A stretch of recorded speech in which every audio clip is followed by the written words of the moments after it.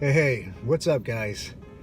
I am so sorry that I haven't been posting any videos, but I've been extremely busy. You see, I told you about the security guard position where I was working overnights, but I wasn't getting paid enough, so I decided to start doing part-time jobs and things like that, and they're all only available during the day.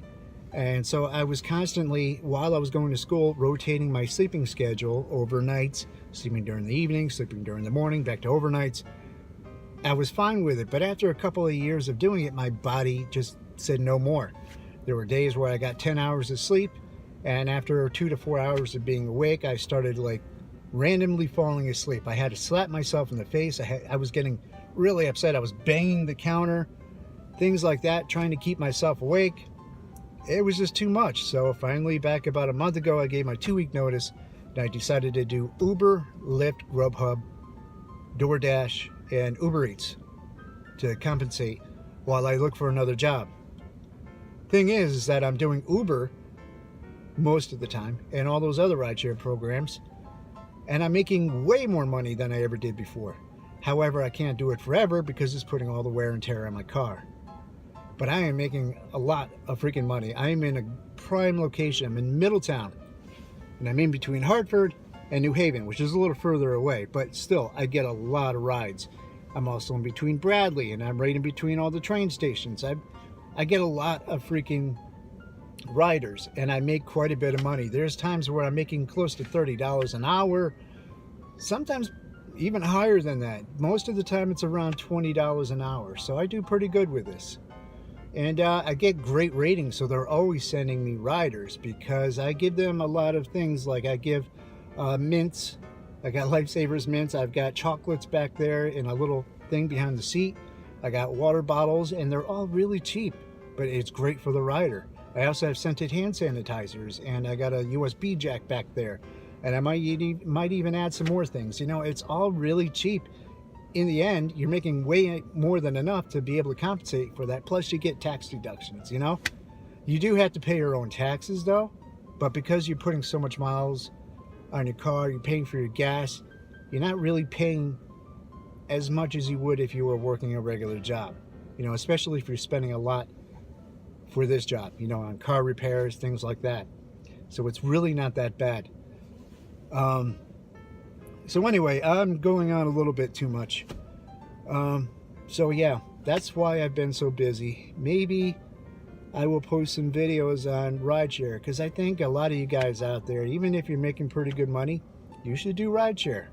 You know, you might have some hobbies that you want to get into. You want to build a car. You want to get caught up on your bill, your mortgage, and maybe you got some other interest. This thing really works out great, and there's a lot of people out there that when they're having a bad day, they like to jump in the car and cruise around. I've been a professional driver, a truck driver for 5 years. I drove in every single state in the United States. I'm used to driving.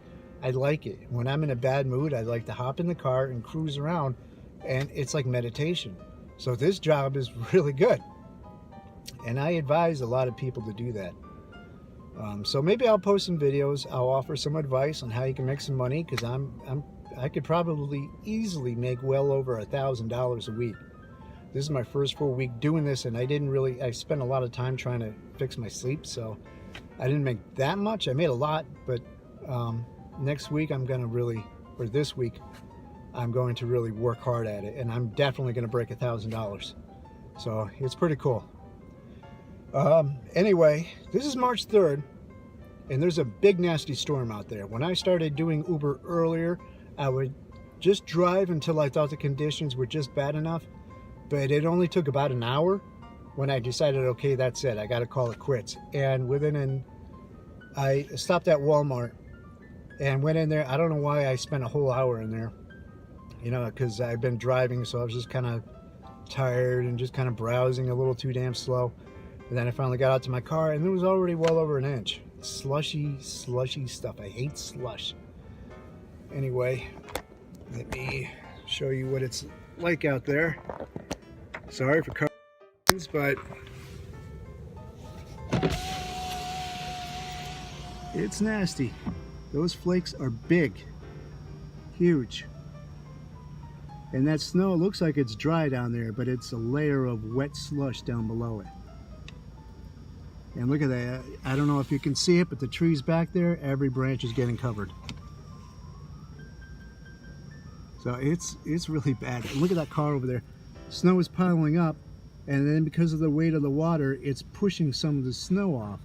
It's falling off in sheets, so it's kind of like the weight from the water and the snow is actually clearing off that guy's car for him. So,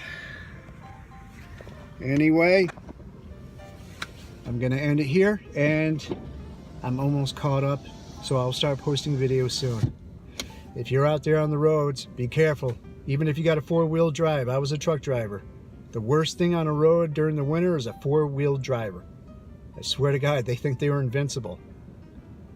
And if you four-wheelers are out there right now, let me tell you something right now.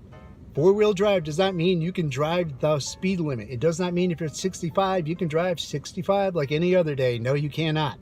Okay? Four-wheel drive simply helps you so that way if you're at a stopping position, you won't get stuck.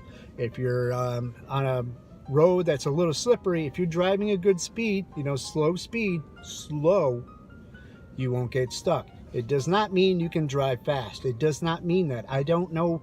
I just drove to here. I cannot believe how many freaking people are driving 65, 70 miles per hour down the freaking highway in their four-wheelers. When I was a truck driver, the only vehicle I ever saw in accidents was occasionally the compact, occasionally the 18-wheelers, but it was always the four-wheel drive vehicles. Guys, slow down. If you have a four-wheel vehicle and every car on the road is driving 35 miles per hour, 30 miles per hour below the speed limit, then you should be doing that too. I am so sick of seeing how people get so cocky over stupid things. Anyway, it's going on 7 minutes, so I'm going to end the video here, and trust me, I will be posting soon. So if you're out there, take it easy, and I'll see you guys soon. Bye.